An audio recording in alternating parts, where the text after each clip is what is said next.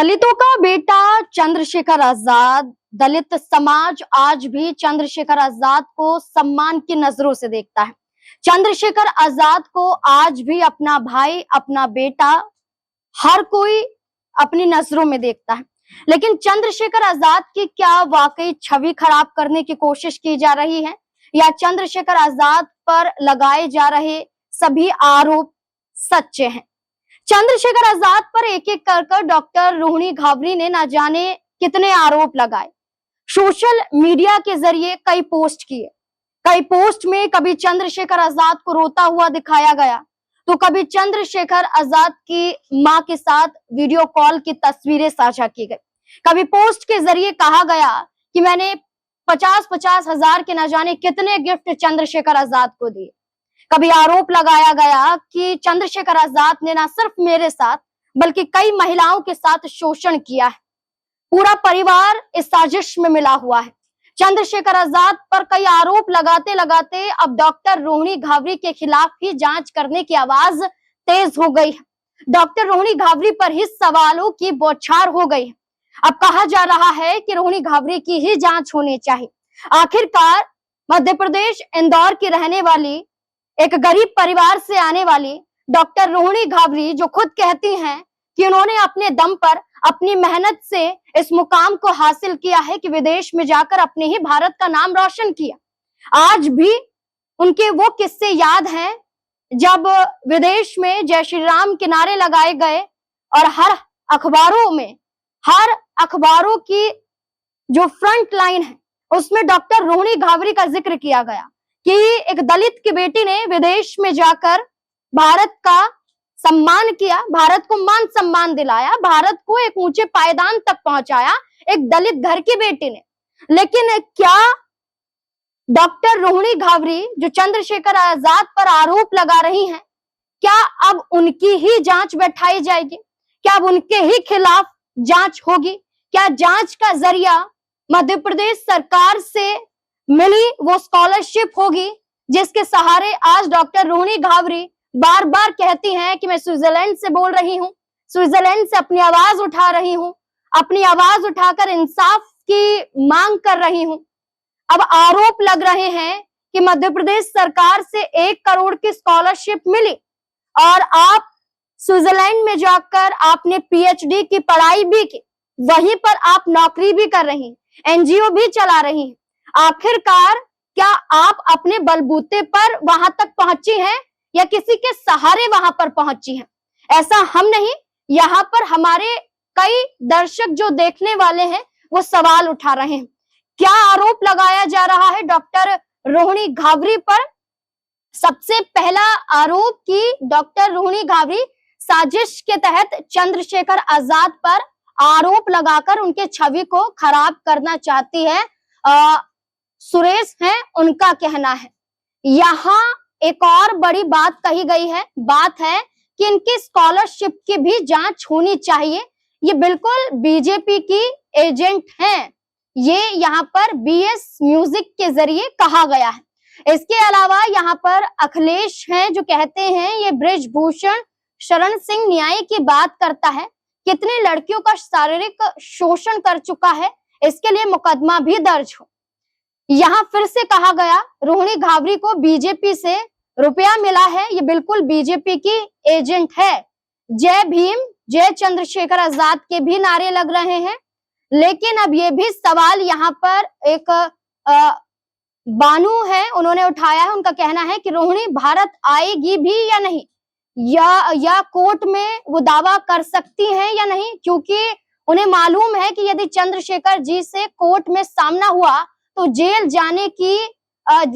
जाने से कोई उन्हें रोक नहीं सकता है, यानी कि जेल जाने तक की नौबत आ सकती है, ऐसा कहा गया।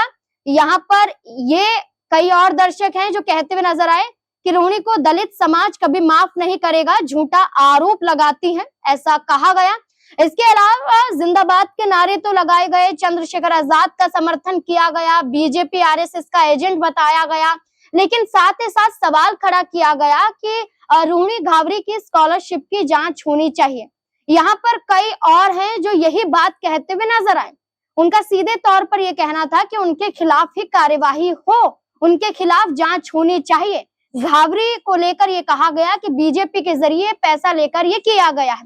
ये तमाम आरोप यहाँ पर दर्शकों द्वारा लगाए गए और आप देखिए कि यहाँ पर कई लोगों का यह कहना है कि जांच होनी चाहिए, कोर्ट में मामला उठना चाहिए।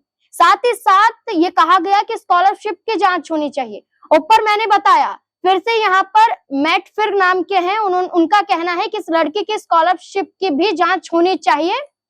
देखिए, यहाँ स्कॉलरशिप की जांच की मांग की बात की जा रही है।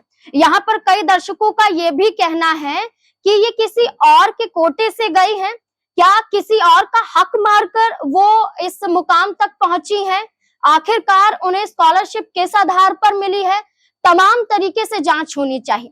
अगर जांच की बात की जा रही है तो ये भी सामने आना चाहिए कि आखिरकार डॉक्टर रोहिणी घावरी कितनी पढ़ी लिखी, आखिरकार कहां से उन्होंने शुरुआत की, कहां तक पहुंची, इस बात की भी जानकारी सबके सामने होनी चाहिए। तो एक रिपोर्ट में देखिए जिसमें उनकी शिक्षा से जुड़े हुए, उनकी उपलब्धियों से जुड़े हुए तमाम किस्सों को खबरों के माध्यम से साझा किया जा रहा है। डॉक्टर रोहिणी घावरी मध्य प्रदेश के इंदौर शहर की रहने वाली हैं। वाल्मीकि समुदाय से आती हैं। उनके पिता इंदौर के एक बीमा अस्पताल में सफाई कर्मचारी के पद पर कार्यरत हैं। बेहद साधारण बैकग्राउंड से आने के बावजूद रोहिणी ने शिक्षा और अपने दम पर अंतर्राष्ट्रीय स्तर पर पहचान बनाई। उन्होंने स्विट्जरलैंड की एक यूनिवर्सिटी से उच्च शिक्षा प्राप्त की और पीएचडी के लिए 1 करोड़ रुपए की स्कॉलरशिप भी हासिल की। उन्होंने बिजनेस एडमिनिस्ट्रेशन में पीएचडी की है। इससे पहले उन्होंने इंस्टीट्यूट ऑफ कॉमर्स से फॉरेन ट्रेड में बीबीए किया है। इसके बाद इंस्टीट्यूट ऑफ मैनेजमेंट से मार्केटिंग में एमबीए की पढ़ाई की थी। रिपोर्ट के अनुसार वे बीते 5 सालों से स्विट्जरलैंड में एक जॉब कर रही हैं और एक एनजीओ भी चला रही हैं जो सामाजिक मुद्दों पर काम करता है। साल 2019 में वे पढ़ाई के सिलसिले में विदेश गई थी और वहीं से उनका संपर्क चंद्रशेखर आज़ाद से हुआ था। डॉक्टर रोहिणी घावरी को लेकर चर्चा है कि उन्हें भारत सरकार से स्कॉलरशिप भी मिली थी। इस बात का जिक्र खुद रोहिणी घावरी ने किया था। आपको बता दें कि डॉक्टर रोहिणी घावरी लंबे समय से स्विट्जरलैंड में हैं और वो खुद एक इंटरव्यू में उन्होंने बताया है कि उन्हें कैसे स्कॉलरशिप मिली थी। रोहिणी ने ANI से बातचीत में बताया था 2023 से पहले कि भारत में दलितों को आरक्षण मिला है। उन्होंने बताया कि उन्हें खुद भी भारत सरकार से 1 करोड़ रुपए की स्कॉलरशिप मिली थी। इसके बाद 1 करोड़ की स्कॉलरशिप मिलने के बाद उन्होंने अपनी पढ़ाई को जारी रखा। कुछ लोगों ने रोहिणी के वेरीफाइड अकाउंट से किए गए ट्वीट्स के स्क्रीनशॉट भी शेयर किए। एक में मनुस्मृति को जलाने की बात थी। कुछ लोगों ने एक ट्वीट की स्पेलिंग में गड़बड़ी के लिए भी मजाक उड़ाया। कुछ ये भी आरोप लगाते हुए नजर आए कि कौन सी स्कॉलरशिप है। कई ने कहा कि इतना पैसा एक स्टूडेंट को देने के बजाय कई स्टूडेंट्स की मदद की जा सकती है। यानी कि जब रोहिणी घावरी को ये स्कॉलरशिप मिली थी, उनका कहना है कि उन पर कई बड़े सवाल खड़े किए गए थे, उन पर आरोप लगाए गए थे।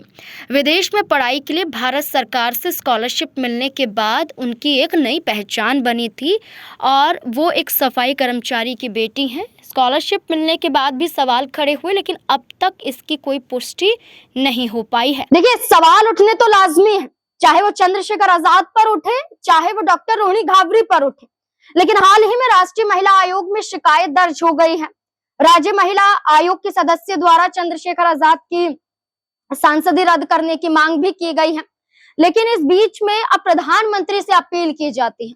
प्रधानमंत्री नरेंद्र मोदी को एक पोस्ट लिखा जाता है जिसमें माननीय प्रधानमंत्री का जिक्र करते हुए रोहिणी कहती हैं कि उन्हें न्याय पर उम्मीद है, उन्हें कोर्ट पर उम्मीद है, लेकिन वो सहारा प्रधानमंत्री का भी लेना चाहती हैं।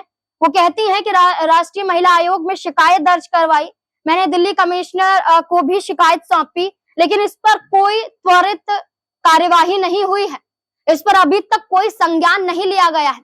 यानी कि 23 जून को ये मामला सामने आया जहां पर शिकायत दर्ज करवाई गई और आज 29 जून और इसके साथ साथ समय बीतता जा रहा, महीना भी लगभग ये खत्म हो चुका है, लेकिन अभी तक कोई संज्ञान नहीं है, ऐसा रोहिणी घावरी का कहना है।